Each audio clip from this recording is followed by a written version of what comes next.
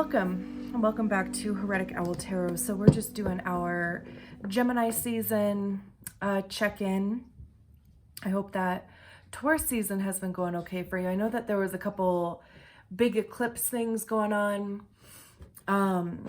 So if that affected you, I hope it went well at least, although I know that they're here to kind of serve our highest good, but sometimes it's not a good time to be kind of right in the middle of. I'm actually making this video on the 15th, which is, you know, that Scorpio full moon. Feeling it. I'm feeling a bit, you know, heavy, honestly. But flowing through it, right? And of course, we're in Mercury retrograde also, which is what, through June 2nd. So if I stumble across my words, words have been hard to find, or at least hard to get out of my mouth. So I have all cards associated with Gemini out here on the table. Shouts out to you, Geminis. I know a few really cool Geminis, so I have affinity for you guys. So of course the motto for Gemini is I think, and it's associated with an air sign, right? Which is affiliated with the swords. So it has everything to do with our mental and being logical and objective, which of course is why, you know, like when Mercury is in retrograde, they say that there may be issues in communication. You might kind of get into tiffs here and there. It may be easier to find yourself getting into communication fumbles with people. They tell, you know, they say not to enter into any contracts if you don't have to. You know, technology issues, which has to do with communication as well. We have Mercury here, which is the planet that rules over Gemini. And again, right, I mean, having to do with the mind, very heady stuff here. And then of course the third house, which has to do with messages. Everything is to say that, you know, like words have power. And, you know, as I was just kind of like reading through some of the information on Gemini and a few of these other cards, I kind of had to laugh because there was one part that said that Geminis love ideas and being inspired, but they love their own ideas and their own inspirations, and they find themselves kind of bored or disinterested in other people's ideas or inspirations, which is just kind of funny to me. And also too, you know, like just understanding, because, you know, I think Gemini kind of gets this bad rep of, you know, since it's represented by the twins, I think they get this bad rep of being, you know, like kind of two-faced. And no doubt, you know, like, you know, there's kind of those shadowy sides of every sign. But I think, again, like what was cool to discover is that your interests are, your interest changes so much, or so quickly, I should say, that what's true one day may not be true the next day. So, you know, I mean, people may just kind of find themselves having a hard time keeping up with that. But it's not necessarily like, you know, two-faced as far as like manipulative or you know, kind of in the negative sense. But like I said, of course, you know, there's all kinds of vibrations. And that very well could be true for some Geminis. That could be true for any sign though. So of course, I mean, you would want to see what your third house is. Oops.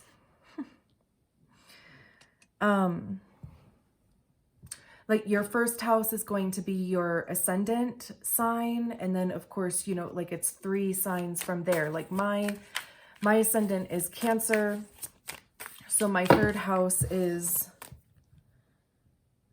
Cancer, Leo, Virgo. I'm trying to count I'm trying to count in my head. So Leo, Virgo, yeah.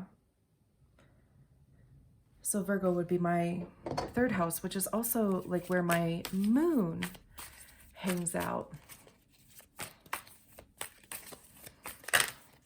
And then you can also see where Mercury is hanging out in your chart, like the actual planet.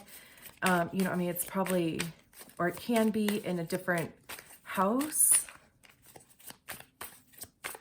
I think my Mercury is in Taurus, which is my 11th. So, okay. It's funny because I like, I can feel the cards getting annoyed with me if I like shuffle for too long. So let's just see. Now, since there's, you know, like an image on both sides, I am going to cut the deck and I am going to flip them over.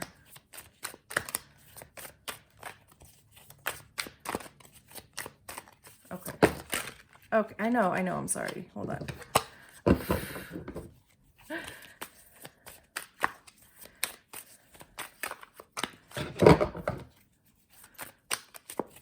I try not to look at these when I shuffle, since I can see, you know what I mean? Like, since I can see the card, I try not to look at them, so I'm not like biased. And every time a card falls out, I feel like I have to shuffle it a few times just to scramble them back up. Okay, here we go. Here, I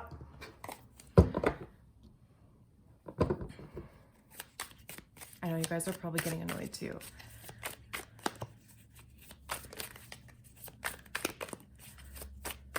Okay.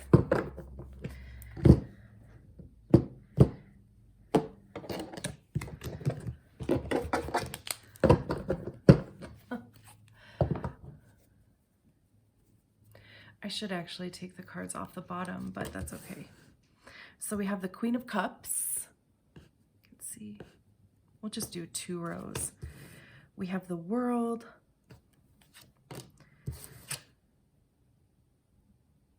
I think this is the Emperor. The 9 of Pentacles. Justice. And 4 of Pentacles. We have the 6 of Cups and the Ace of Cups.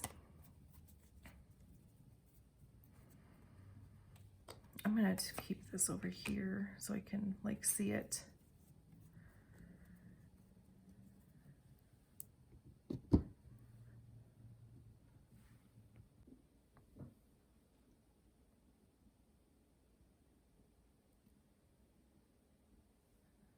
So, sorry, I was just kind of looking over these cards. It's interesting that we don't really have, not that we don't have any swords on the table, which is fine. I mean, we don't have any wands either. So, you know, it's not like it's that surprising. But anyway, so, you know, what's also interesting, and maybe you have already kind of picked up on that, is that all of these cards, I see these as like future facing. I think technically they're seen as, they can be seen as like the reverse side. With the major arcanas in the book, it's like this side or that side. So it's not necessarily like, anyway. But yeah, I feel like it's interesting that we see the back side of all of these and we see the front side of those, and just how it just worked out that way. And that's why I love tarot, because, you know, just the way that it, you know, kind of works out like this sometimes, I think is just really effing cool. And, it, you know, it's almost kind of like there's a reason for that also. I mean, clearly we're going to work our way through the cards here. And we'll start with the Queen of of Cups. Clearly, it's nighttime where she's at. So, you know, there's kind of this feeling of, there's like this somber kind of feeling to it. Like almost kind of sad. Like it almost just kind of seems like she's maybe just withdrawn because, you know, we see all these shells here. Her throne is made out of jade, which has to do with the heart chakra.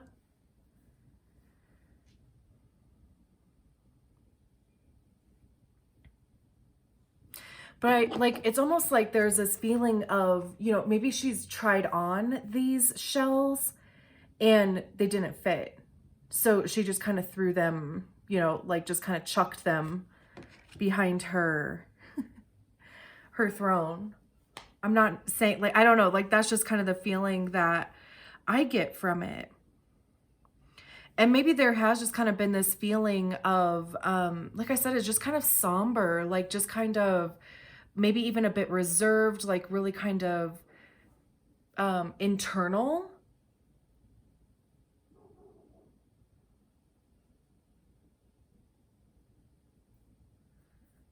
And then we have the Nine of Pentacles underneath that, which has this feeling of like coming back out, you know, like almost kind of reintroducing yourself. Like there's this feeling of, because when we talk about the Nine of Pentacles, it talks about individual success. There's an independence that comes with the Nine of Pentacles. Pentacles have to do with our money, our time. It could even be our physical body and our health.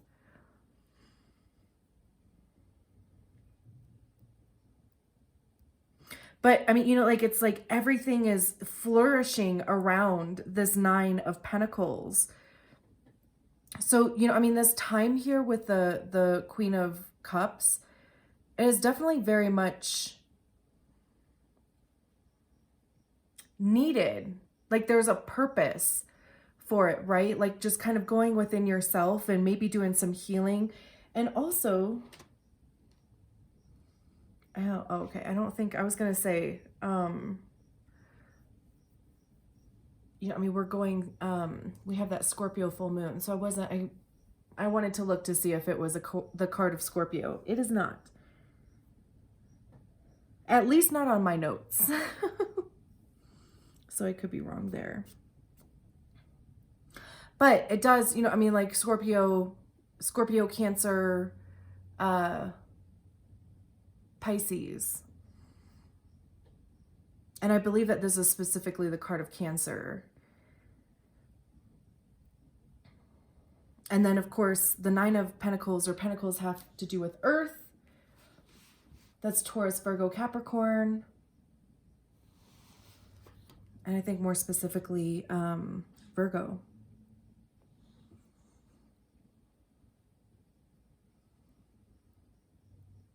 But yeah, you know, I mean, like whatever, you know, just kind of going through these different shells, right? I mean, it could be, you know, like just careers that you tried. It could have been, you know, like hobbies that you tried, or it could be relationships even.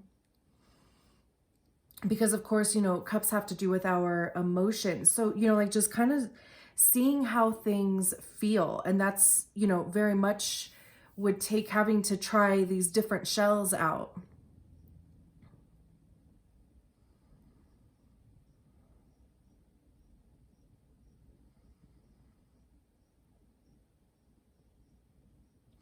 And then we have the World card here. And this side of the World card talks about, you know, we can see this serpent here. I hope you can see it okay. So we see the serpent that, you know, is almost kind of attached here by these gold rings. So there's this cyclical energy that comes along with it, because on this side, you know, we see a wreath.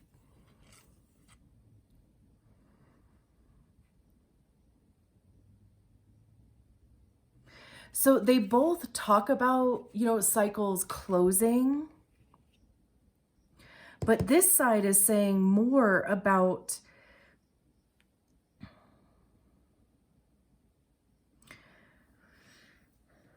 kind of needing to understand that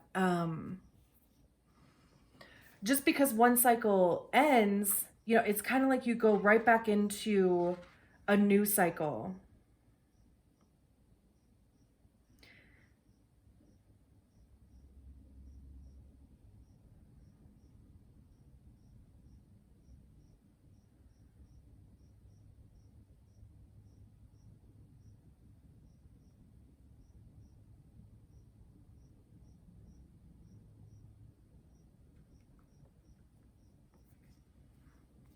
And it's also talking about how, you know, like almost just kind of celebrating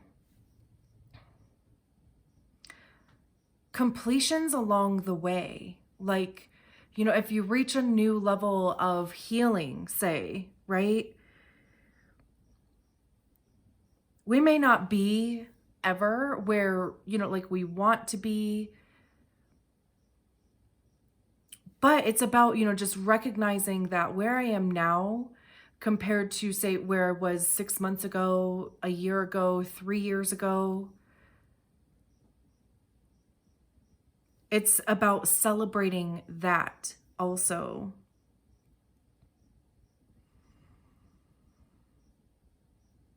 And then we have the Justice card.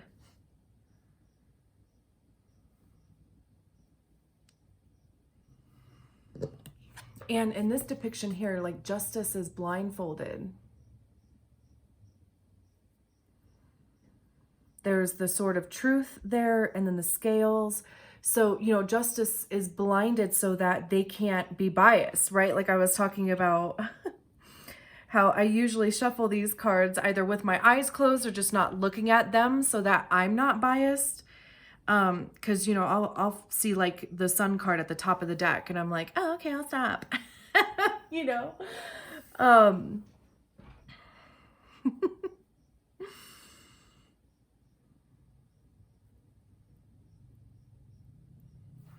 So yeah, you know, so Justice talks about fairness and the scales balancing.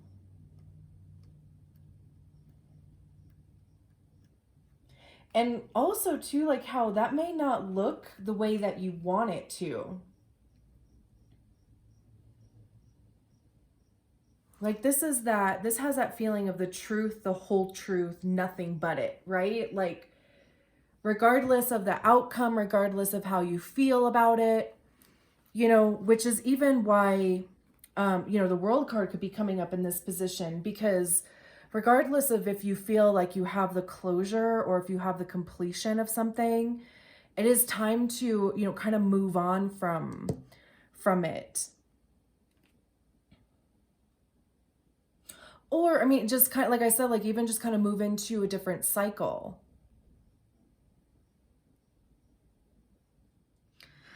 You know, and like this also has that, you know, like I was saying with Gemini and the air element, there's this level of objectivity that goes into the Justice card, because again, you know, like in order for it to be fair, it has to be unbiased. It has to be, you know, like seeking the truth, and that's it. You know, regardless again of, you know, what the truth is. There also has this feeling of, you know, whatever this cycle is in, because maybe, you know, with the Queen of Cups being in this position, whatever this cycle is that you're in, like maybe you just feel stuck in that, right? And maybe, you know, you almost kind of feel like your feelings are being suppressed, or maybe you feel like you can't express yourself. Like maybe this is how you feel inside or how you want to feel. But again, you know, like you're, for whatever reason, whatever the situation is, maybe you feel like you're unable to do so. And this combination here would say that whatever this cycle is, there is going to be justice on the other side of it.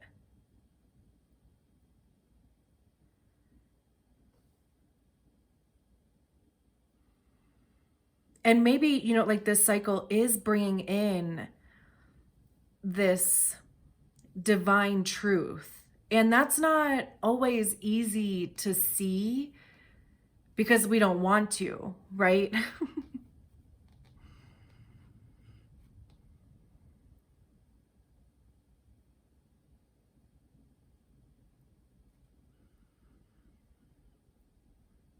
Because then we go into, so we have the Emperor.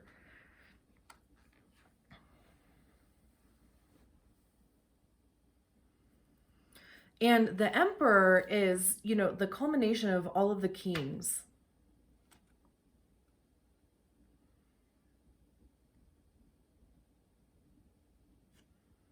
It's also the card of Aries, I believe.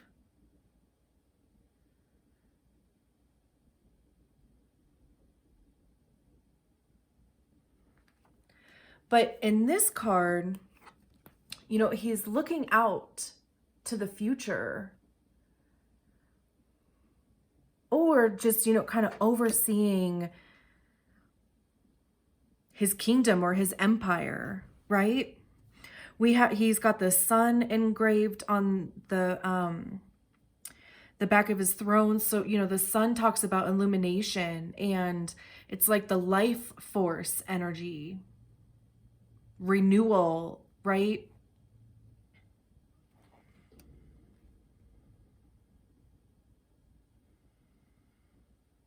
So this, you know, kind of has this feeling of looking at where you came from. And even considering like what's next. Getting back into that saddle type of thing. I see, like I said at the beginning, I think, like I see all of these as being like kind of forward looking. This could be what you're like kind of trying to manifest. Like this could be the future that you're trying to envision for yourself. Because, you know, the Nine of Pentacles and the Justice card would say that you are getting what you deserve.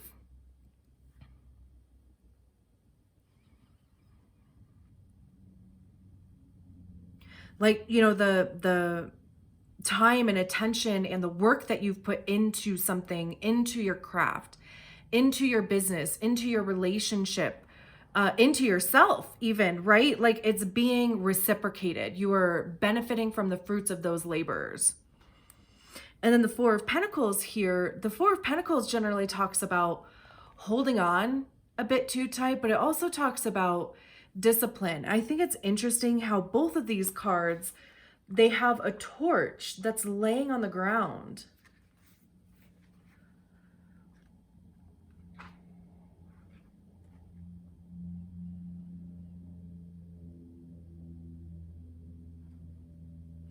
But, you know, I mean, it's still lit up, right? In both depictions.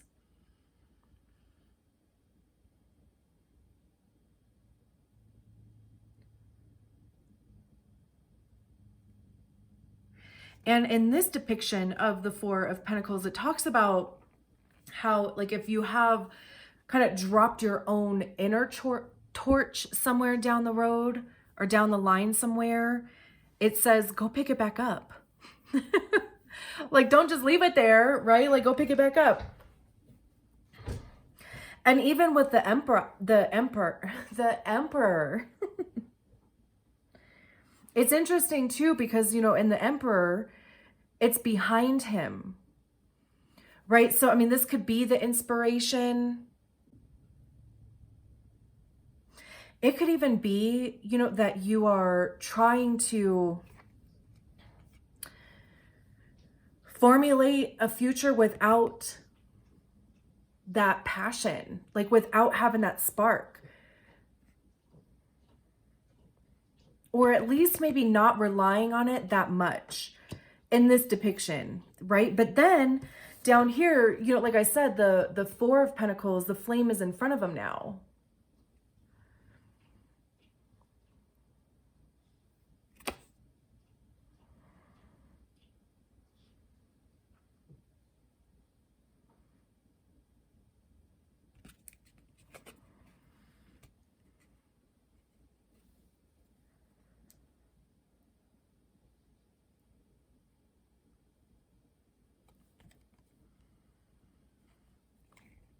This guy's face is intense. I don't know. It like literally feels like he's like staring into my own damn soul right now. Like, I'm like, cool it, fella. Okay.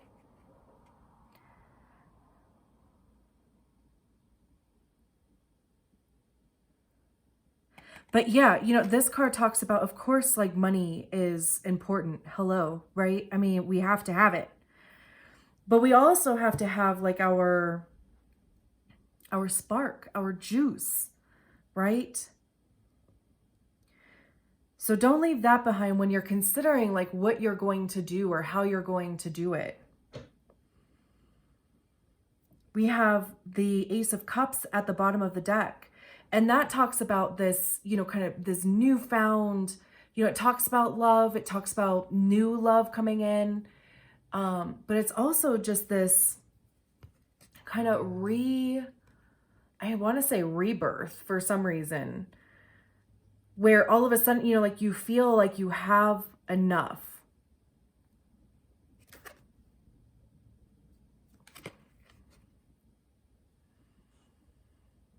This whole thing has this like kind of summer feel to it. Granted, I mean, I know that's of course like where we're heading, right? Just season wise, but it does like, you know, this almost kind of feels like winter, like, you know, kind of plotting and planning. This feels like summer, like coming back out.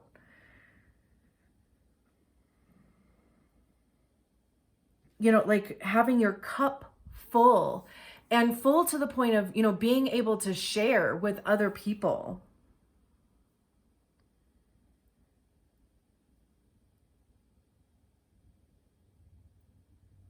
And then even this Six of Cups. The Six of Cups generally talks about nostalgia and, you know, like kind of reflecting on the past. And this specific depiction says, you know, jump in the water and kind of like clear off any bitterness or like any of the past shit that is like no longer serving, so that you can move forward. Clear of all of that, right? And this was at the top or the bottom. I can't remember which side it was, but, and then we have, you know, this Ace of Cups at the bottom of the deck. So it's kind of like washing all of that gunk off so that you can feel renewed. I think this is beautiful. And, you know, like I said, like really pretty perfect for summer.